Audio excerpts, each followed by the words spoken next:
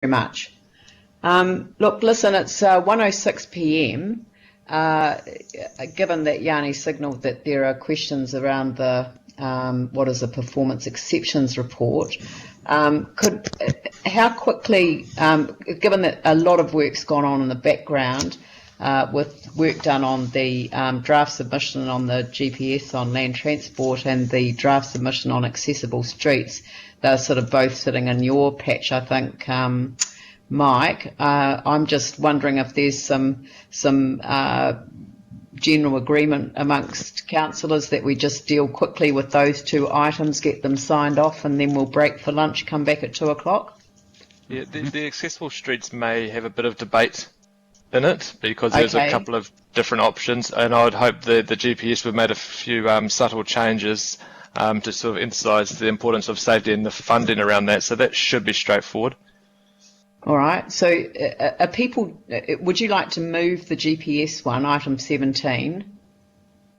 Yes, happy to move that. Yeah, and do I have a second? There should be some additional recommendations actually that have come up to actually capture the new updated version. Well, let's put them up and let you work through them with us. If you could just go through them, what the changes are. Okay, so I've sent around a couple of emails, plus it's been uploaded to the hub. So the main difference from the original draft that was in the agenda was just wanted to be a little bit stronger around the importance of safety.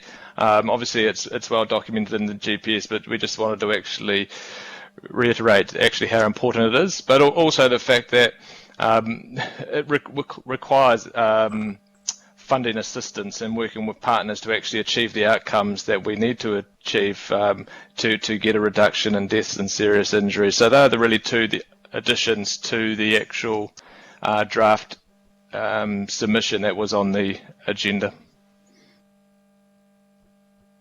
All right. Do I have a seconder for it? Yeah, I'll second it, Leah. Who's that? Phil. Phil Major. Okay. Is there any discussion? Yeah, I'd just like to make a comment if I can. Yeah, sure. Thanks. So I brought up the feeling that I just thought that the safety hadn't been emphasised enough. So I want to thank Mike and the staff for getting onto that and supporting what I'd commented on. I think it's the changes are really good and give it strength and sends a really strong message. So I just want to say thanks, and it's really pleased that it's been strengthened in the document. Cheers. I'm happy to close off the debate if no one else wants to talk to it. Well, before you close off the debate, just let me say congratulations and thank you for leading a very good process which has enabled people to contribute in a way that isn't always that easy in these sorts of environments. So thank you, Mike, and now I'll let you close the debate. I think Aaron might have wanted to say something. Yeah, if I could, please. Sorry, far away. Yeah.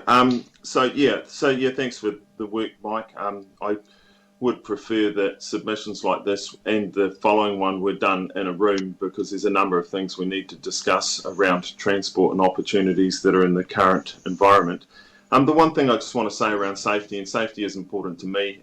My own mother was killed in a car incident a number of years ago, but is around the intersection in my ward of Heward Breens Gardeners, when the public themselves have major safety concerns and we have not done what they asked for, yet the council, when it has safety concerns in its own ratings, will do stuff that it feels is necessary. And I think we need to get the two together or better aligned and have a way for, and I'm not criticising the council's decision. Councillors have the right to make any decisions they want on any paper that comes to us, but we need to work a way forward in transport that the public can have their input and we listen to it when it comes to safety. That's all.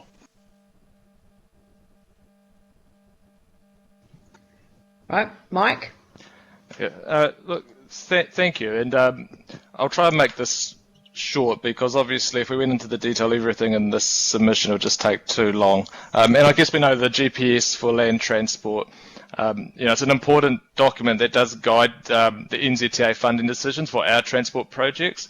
And so while this draft GPS does make a number of good points and continues with some of the work of the last GPS, in my view, it's actually a bit of a step backwards. And I would describe the 2018 GPS as a bold transport statement, whereas I would describe the draft 2021 GPS as actually a nervous pre-election transport statement.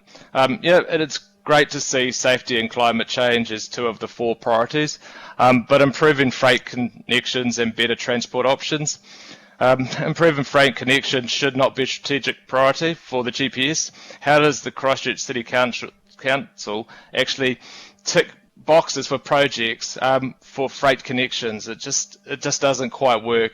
And better transport options, it's ambiguous priority that misses the point that we should be focused on providing sustainable transport options.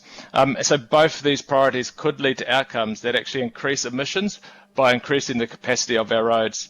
I just want to quickly finish on public transport because I'm really concerned that once again Greater Christchurch is going to miss out on important funding that will potentially go to the North Island. Now, Greater Christchurch is completely united in its vision for affordable and accessible public transport that connects our people.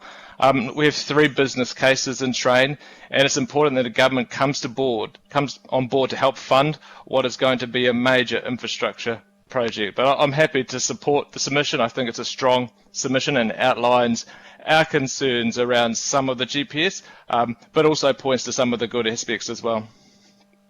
Thank you very much. I'll put the motion. All those in favour say aye. Aye. Aye. Those opposed say no. It's carried.